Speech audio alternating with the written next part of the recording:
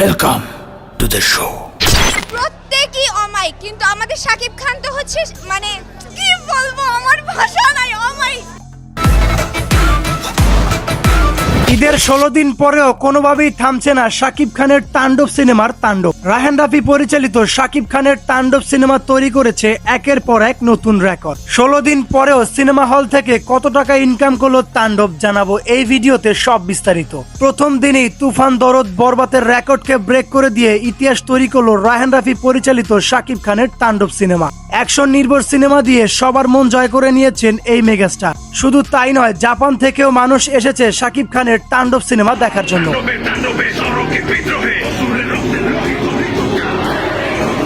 Cinema হলে গেলেই দেখা যায় মানুষের ভিড়, ঠিক মতো টিকিট পাচ্ছেন না দর্শক। তবে অনেকের মনে ঘটকা খাচ্ছে কত টাকা ইনকাম করলো এই সিনেমা।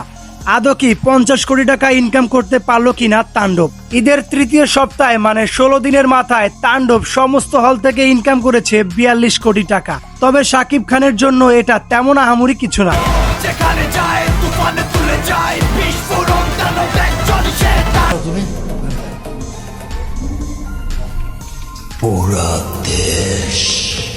সমস্ত ভক্তরাই অপেক্ষা করছে কখন বরবাতের রেকর্ডকে ব্রেক করবে তাণ্ডব। দেখা যাক বরবাতের রেকর্ড ব্রেক করতে পারে কিনা তাণ্ডব সিনেমা।